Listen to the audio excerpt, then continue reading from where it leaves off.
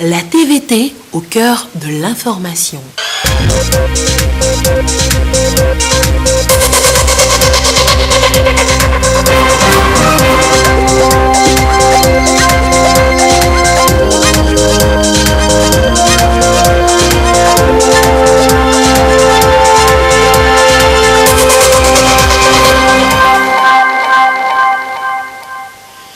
Bonsoir à tous, il est 20h. L'actualité ce soir, les fonctionnaires de l'État ne sont plus les seuls assurés INAM, l'Institut étant désormais sa couverture maladie aux artisans. Le dispositif a été lancé ce mardi. Comment les nouveaux assurés accueillent la nouvelle? Nous le verrons dans le journal tout à l'heure. Le projet RAID Plus pour lutter contre le déboisement et la déforestation prend fin. Il a duré 5 ans. Qu'est-ce qui a changé dans la vie des populations? On fait le point ce soir dans cette édition. Et puis, coup d'envoi du 7e championnat de lutte africaine codifiée. Cérémonie ce matin à l'état-major des forces armées togolaises. Nous y serons en fin de journal. Voilà, madame, monsieur, le sommaire. Bienvenue. Voici le 20h. Ça y est, je vous l'annonçais, c'est fait. L'INAM étend sa couverture maladie aux artisans. Désormais, après les agents du public, eh bien, ceux de l'informel aujourd'hui, les artisans deviennent aussi des assurés INAM. Le dispositif a été lancé ce mardi. Edem Sossou. Encore de beaux jours pour l'artisanat togolais. Grand pourvoyeur d'emploi, ce secteur très diversifié qui regorge d'énormes potentialités dispose désormais d'un système de protection sociale, l'assurance maladie. Ce dispositif, qui sera exécuté par l'Institut national d'assurance maladie INAM, va permettre aux artisans togolais de bénéficier de la prise en charge des risques liés aux maladies non professionnelles. Nos frères et sœurs exercent des métiers qui, pour certains, pour la plupart, demandent beaucoup de débauche d'énergie et qui entraînent un certain nombre de pathologies. Et donc, nous avons travaillé pour mettre en place un panier de soins qui correspond vraiment aux besoins de cette couche de la population. Le dispositif est opérationnel dans les formations sanitaires publiques, depuis la formation de base, l'USP, l'unité de soins périphériques, jusqu'au niveau CHR. Le processus a démarré il y a plus d'1 an. Le ministère en charge de l'artisanat a voulu ce projet d'inclusion sociale afin de permettre aux artisans togolais de vivre décemment et de disposer des soins de santé de qualité. Au démarrage de ce dispositif de protection sociale des artisans, ils sont plus de 10 000 à s'enregistrer. Cotisation mensuelle là, c'est 1 000 francs. Il y a plusieurs chronogrammes qu'on a donnés. Si vous êtes à 2, toi et ta femme seulement, 1 000 francs x 2 x 12, ça fait combien? Ça fait 24 000 si vous êtes 2. Si c'est toi seul, ça fait 12 000. Maintenant, on a dit si vous avez des enfants, jusqu'à 4, comme ça, ça fait un couple de 6 personnes. Vous allez payer 36 000 par an. C'est très bien. Nous, pas faire de quoi salarial ou bien condition, c'est 1 000 francs par artisan. Lui, il va payer seulement 20% de ce qu'on l'a prescrit. Les soins qu'on va le faire, 80% est payé par le gouvernement. Pour les enfants, c'est de 0 à 26 ans. Mais toi, le patron, c'est jusqu'à l'infini d'âge. Hein. Quand tu vis et tu es toujours là dans l'INAM, l'INAM continue par te traiter. C'est pourquoi moi, je remercie fort le président de la République avec son nom force et sa substance. Je le remercie fort encore. En 7 ans d'activité, l'INAM a touché plus de 360 000 personnes, des agents publics et assimilés. Certains des bénéficiaires ont partagé ici leur satisfaction avec les artisans. Avant l'arrivée de l'INAM, je souffrais d'hypertension, d'un maux de cœur, d'un maux d'yeux. Et c'est moi-même qui payais. Bon, les médicaments pour l'hypertension s'élevaient à 18 500 chaque mois. Bon, et avant de prescrire les médicaments, il me faut faire le bilan. Donc annuellement, je dois faire le bilan qui s'élevait à 40 000 francs et la cardiographie s'élevait également à 40 000 francs. Plus les frais de consultation, 5 000 chaque fois. Bon. Mais avec l'arrivée de l'INAM, le médicament que je paie à 18 500, actuellement, je paie ça à moins de 6 000 francs. Bon. Et à partir de l'année 2017, il a permis à ce qu'on nous fasse le bilan à 17 000 francs au lieu de 40 000 francs. Bon, maintenant, pour les consultations, le renouvellement de mes lunettes, quand je vais à la consultation, on me prend 5 000 francs. Mais la dernière fois, quand j'étais partie à l'hôpital de Baie, la consultation, c'était seulement à 200 francs. Avant l'INAM, nous tous, nous dépensons inutilement. Mais avec l'INAM, nous remarquons que les dépenses pour les médicaments et les analyses et autres sont moindres. Si bien que nous sommes très satisfaits. Nous pouvons parler de satisfaction. En plus de ça, notre témoignage peut aller jusqu'à dire que beaucoup ont bénéficié des lunettes, c'est-à-dire d'un apport, de la participation de l'INAM pour avoir un verre par ménage et par an. Donc c'est une satisfaction pour nous. Il est établi, selon Mme Victoire Tomega Dogbe, représentant le chef de l'État, que les artisans sont confrontés à divers risques sociaux tels que la maladie, les accidents et l'infirmité. Des événements malheureux devant lesquels ils restent souvent impuissants puisque ne disposant suffisamment pas de ressources pour se prendre en charge. Ils sont au même moment confrontés à l'absence d'offres de couverture sociale adaptées à leurs besoins auprès des structures privées. L'État vient donc à leur rescousse et leur offre un mécanisme approprié spécifique dans la mise en œuvre du Plan national de développement PND. Le développement d'un mécanisme approprié de protection sociale pour les artisans constitue une priorité et un axe stratégique majeur de la politique nationale de développement de l'artisanat. Il s'inscrit parfaitement dans la mise en œuvre du Plan national de développement PND, notamment son axe 3 relatif au renforcement des mécanismes d'inclusion financière et sociale. Et cette action contribuera à la réalisation de l'objectif relatif à l'extension des systèmes contributifs de sécurité sociale et d'assurance sociale au secteur formel et informel de l'économie. Et comme le dit le chef de l'État, la protection sociale pour tous les Togolais est une priorité au même rang que l'accès à un emploi décent ou l'accompagnement des populations vulnérables. Chers artisans, vous constituez l'un des premiers groupes jalons de cette initiative d'accès à la couverture universelle et nous espérons que vous servirez d'exemple et de référence pour les autres catégories socio-professionnelles. Vous aurez désormais droit à une couverture sociale maladie qui va vous prémunir contre les risques sanitaires auxquels vous avez été toujours exposés. Les soucis de prise en charge médicale ne feront plus partie de votre quotidien. Ce mécanisme ne saurait prospérer si vos cotisations ne sont pas à jour. C'est pourquoi je vous exhorte aussi à respecter cet engagement pour le bien de tous. Vous devez éviter d'en faire un usage frauduleux, au risque de voir le système échouer.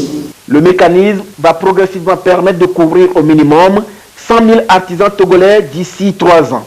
Ainsi, l'État tend sûrement vers l'assurance maladie universelle pour une totale inclusion sociale.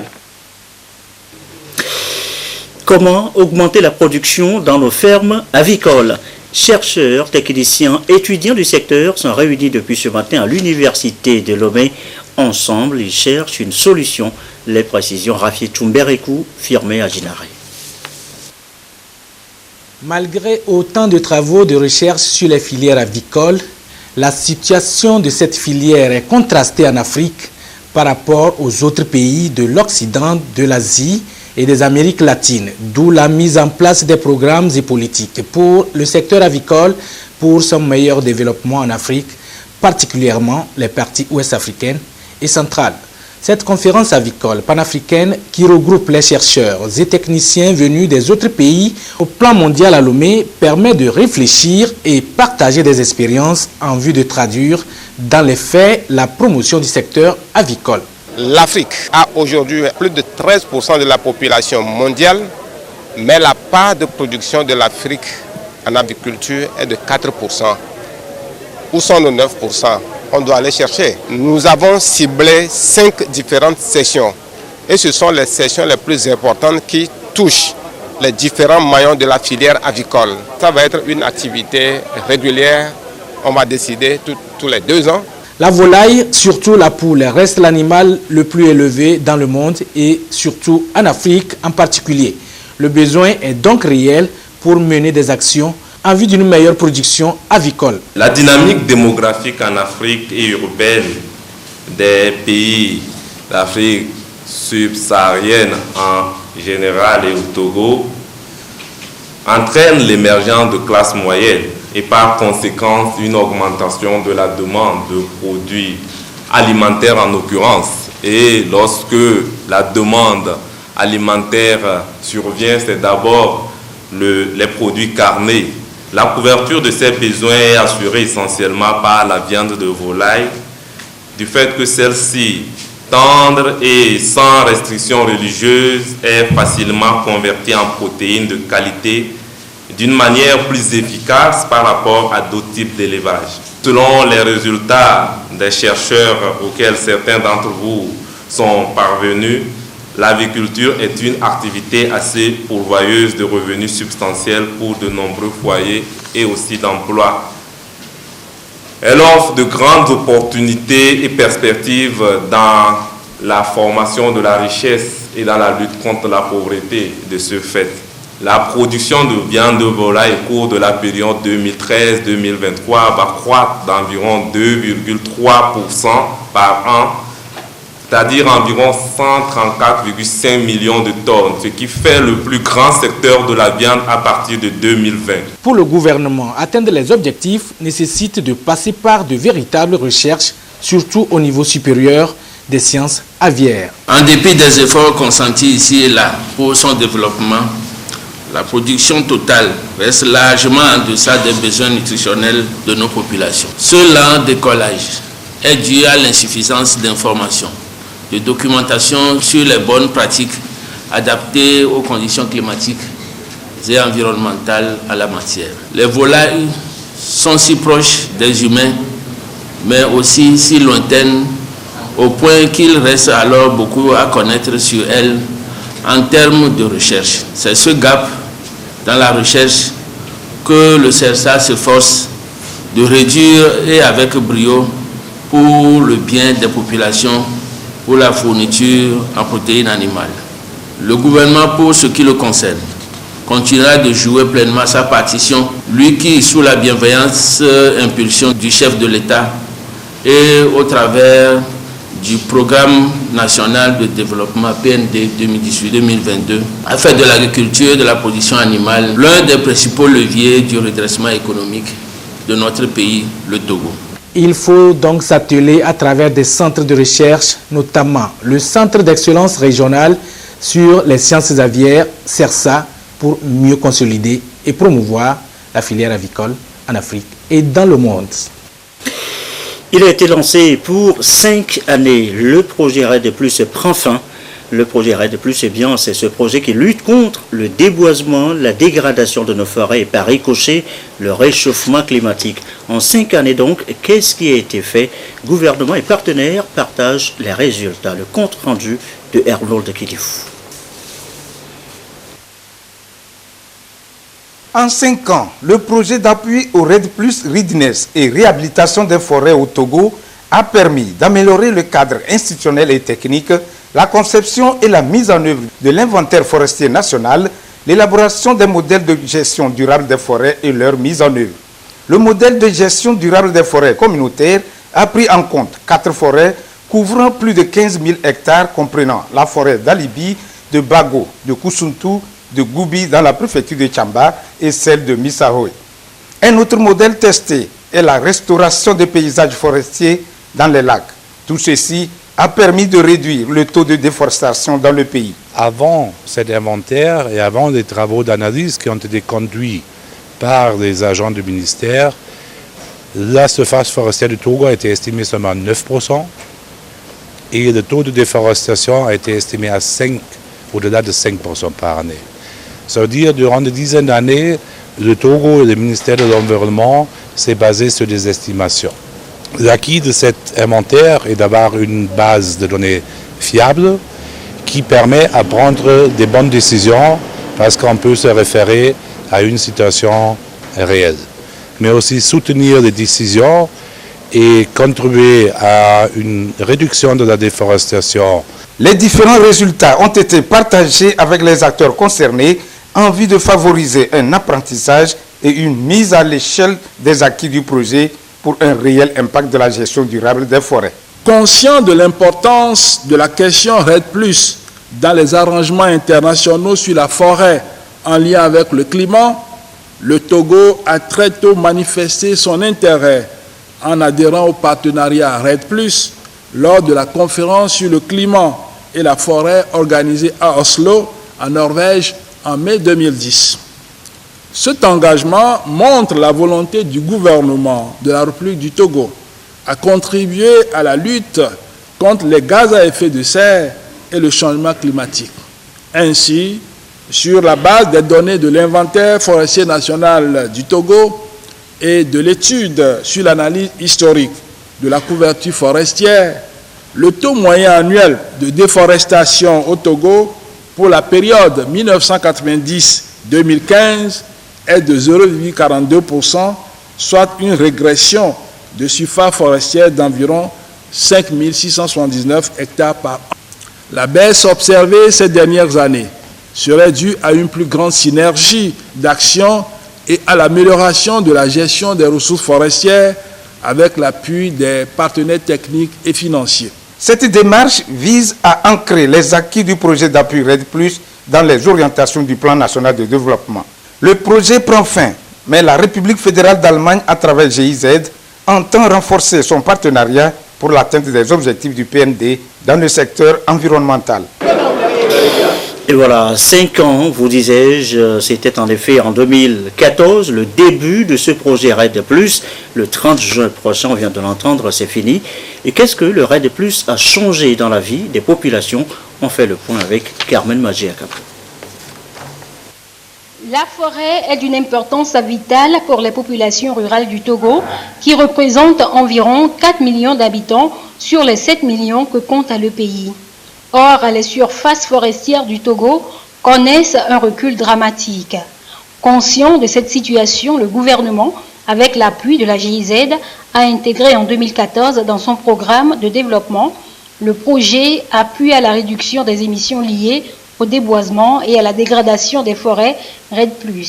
C'est pour permettre à la forêt et aux arbres de jouer pleinement leur rôle socio-économique. L'un des résultats phares de ce programme-là est la conception et la réalisation du premier inventaire forestier national. Cette évaluation a concerné l'ensemble des 5 régions. Il s'agit de connaître le potentiel en termes de ressources forestières, que ce soit les forêts naturelles ou les plantations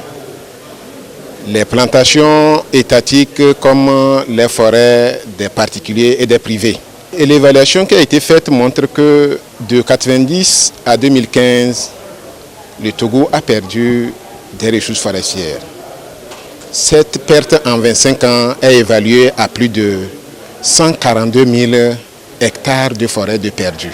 Après 5 ans de mise en œuvre, le mécanisme REDD+ a permis au pays d'atteindre une couverture forestière de 24,24%, soit plus de 1 381 000 hectares de surface forestière. La forêt, c'est une force pour nous.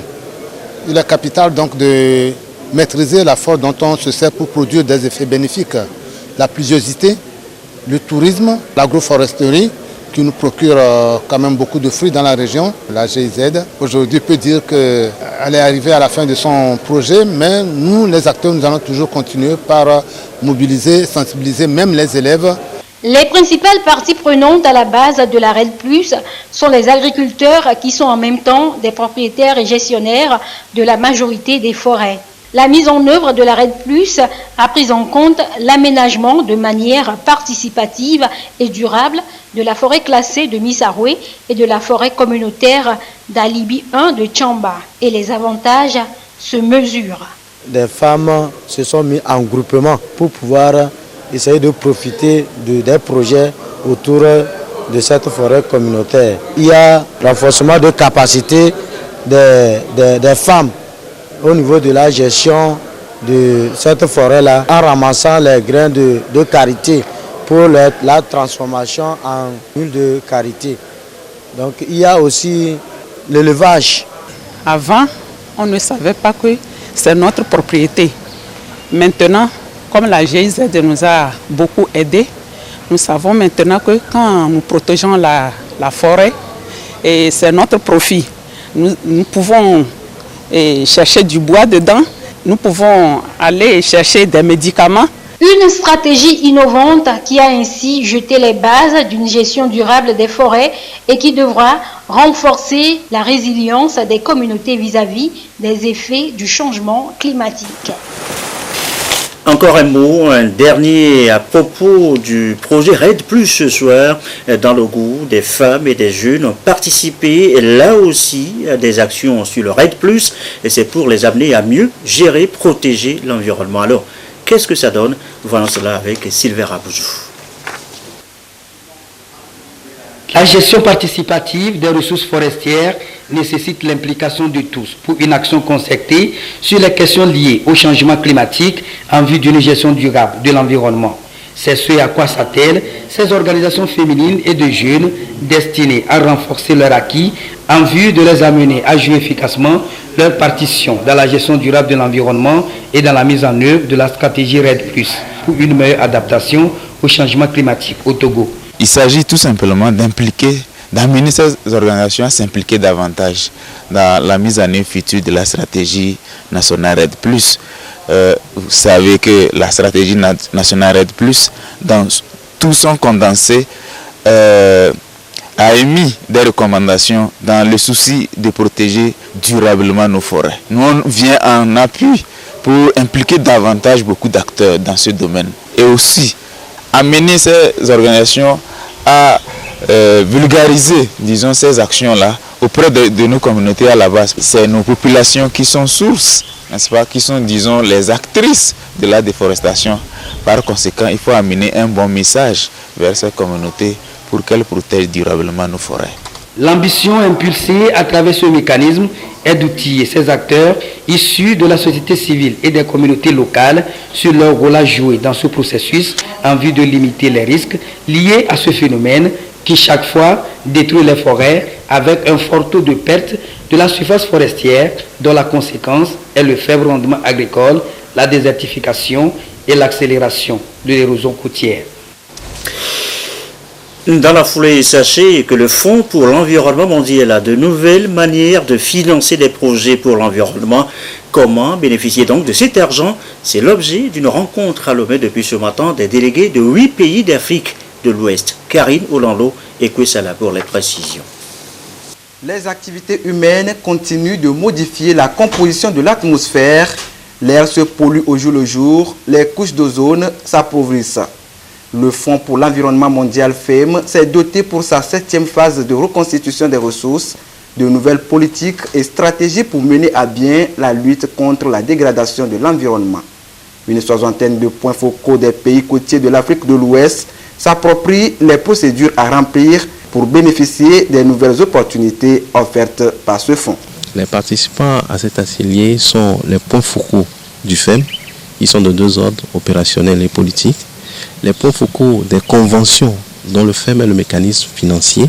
Je vais citer les points focaux changement climatique, biodiversité, dégradation des terres, mercure et produits chimiques et déchets. Problèmes environnementaux sont grandissants de jour en jour avant les phénomènes que nos populations subissent, ce qui demande un effort de mobilisation de ressources accrues pour venir à bout de ces problèmes qui se dressent devant nous. Le Togo se réjouit d'accueillir pour la première fois cette rencontre sous-régionale. Occasion pour le ministre de l'Environnement de rappeler ici les différents projets financés par le FEM en faveur du Togo. Pour David Wonou Oladokoun, le pays compte renforcer ce partenariat pour plus de résultats. Les appuis du FEM au Togo ont permis, dans la catégorie des full-size projects et des activités habilitantes, le financement de 47 projets pour un montant total de 242,51 millions de dollars américains. Pour le compte du programme de microfinancement, le Togo a bénéficié de 2,66 millions de dollars du FEM et mobilisé 1,5 million de dollars de cofinancement pour renforcer les capacités des organisations de la société civile et les accompagner dans la mise en œuvre de 94 projets communautaires. Malgré les excellents résultats déjà obtenus grâce à la qualité du partenariat entre le FEM et nos États, des efforts restent à consentir dans l'optique de la mobilisation des ressources additionnelles nécessaires pour assurer l'impact des interventions sur le terrain et opérer des changements transformationnels attendus en faveur de l'homme et de la nature. Les assises devront également aboutir à la préparation du 56e conseil d'administration du Fonds pour l'environnement mondial. Cette rencontre, qui va durer 4 jours, sera sanctionnée par une visite de terrain pour permettre aux experts de se faire une idée de la mise en œuvre des projets financés par le FEM au Togo. Autre sujet évoqué ce soir, la Commission nationale des droits de l'homme, la CNDH. Les nouveaux membres veulent travailler autrement. Ils ont rencontré à cet effet ce mardi les autres organisations de promotion des droits de l'homme. À l'occasion, la CNDH leur a dit sa nouvelle façon de travailler. Jonathan Agba, Lucassi. Élus par l'Assemblée nationale le 22 mars 2019, les 9 nouveaux membres de la Commission nationale des droits de l'homme CNDH sont à la rencontre des organisations et associations œuvrant dans la défense des droits de l'homme. Un moment d'échange avec leurs partenaires sur les nouvelles dispositions qui consacrent la création, la mission et les attributions de la CNDH selon le cadre légal de cette institution révisé en juin 2018. C'est donc une prise de contact dédiée à la découverte du nouveau visage de la CNDH. En dehors des missions classiques qui sont la promotion et la protection des droits de l'homme, la loi du 20 juin 2018 a arrimé, c'est-à-dire a logé le mécanisme national de prévention de la torture au sein de la CNDH. Et ça parce que le Togo, après avoir ratifié la Convention contre la torture, a aussi ratifié son protocole facultatif se rapportant à cette convention. Et c'est par rapport à cette ratification qu'on a logé le mécanisme national de prévention de la torture au sein de la CNDH. Avec cette renaissance, le gouvernement a désigné la CNDH comme mécanisme national de prévention de la torture. En plus de son indépendance totale, la CNDH compte des membres désormais permanents et élus pour un mandat de 2 ans. La commission est saisie par 4 voix. D'abord, la victime. Deuxième, c'est une tierce personne peut saisir la CNDH. Une tierce personne, ça veut dire qu'une personne qui n'a aucun rapport avec la victime peut avoir rapport avec la victime, comme peut ne pas avoir rapport avec la victime, peut saisir la CNDH. La troisième saisine, c'est les organisations de défense des droits de l'homme, société civile d'une manière générale. Et la quatrième saisine, c'est l'autosaisine. La CNDH elle-même peut s'autosaisir si elle a des preuves ou des soupçons de violation des droits de l'homme quelque part. La saisine peut se faire par écrit ou oralement. La nouvelle commission de la CNDH entend prendre en compte d'autres droits fondamentaux ignorés jusqu'à aujourd'hui dans l'exercice de ses fonctions. Ceci en vue de répondre à ces 2 missions phares, notamment promouvoir et protéger les droits de l'homme et prévenir la torture ou toute autre forme de traitement cruel, inhumain ou dégradant. À l'étranger, au Burkina Faso, une nouvelle attaque contre l'église catholique. 4 fidèles ont été tués hier lundi lors d'une procession religieuse en l'honneur de la Vierge Marie à Zitenga, c'est dans le nord du pays. Une attaque qui survient 24 heures après celle attribuée aux djihadistes ayant fait 6 morts dont un prêtre. Des attaques de plus en plus nombreuses qui fragilisent le Burkina Faso, confronté à une multiplication des attaques du groupe islamique qui cible des églises, une situation qui plonge les fidèles chrétiens dans un climat d'insécurité croissante. Et selon les faits, la statue de la Vierge Marie avait été sortie pour faire le tour de la paroisse lorsque des groupes terroristes ont intercepté le cortège. Le reste de l'actualité du sport, la Fédération togolaise de football va étendre son bloc administratif et technique. Regardez ce reportage de la pose de la première pierre cet après-midi des nouveaux locaux. Aflim Johnson. Sur cet espace vide poussera bientôt une nouvelle bâtisse, l'extension des locaux de la Fédération togolaise de football. Le nouvel immeuble couvrira une surface de 1364 m² sur 3 niveaux. L'objectif essentiel est d'abriter dans ce bâtiment la direction technique. Mais la fédération a fait un programme ambitieux de faire accompagner certaines commodités, notamment un auditorium de 120 places, donc une sorte de salle polyvalente, une grande salle de gym. Il y a aussi le côté accueil où ils ont voulu que nous mettions dans ce bâtiment technique un restaurant. La direction technique nationale est au 2e étage. Donc il se passe pratiquement de 400 m² où il y aura le bureau du directeur technique et l'ensemble des bureaux qui accompagnent la direction technique. La fédération a ajouté le musée du football togolais et un centre de documentation. L'élévation de ce bâtiment est possible grâce à l'octroi d'une enveloppe de 270 millions de francs CFA à la FTF par la Fédération internationale de football association dans le contexte du projet FIFA Forward. Ce coup de pouce offrira un meilleur cadre de travail au personnel de la FTF et aux techniciens, a souligné le président de la dite fédération, le colonel Guy Kossi Akouvi. Et le ministre en charge des sports, Katari Folibazi, de saluer les actions du chef de l'État, Fornia Singbe, actions qui ont permis de restaurer la confiance entre la FTF et les instances internationales du football. Il fut quelques années seulement, notre football était carrément au fond du puits. Suite à plusieurs crises que cette fédération a connues. Et ces crises avaient entraîné aussi une crise de confiance entre nos instances de football et les instances internationales telles que la CAF et la FIFA.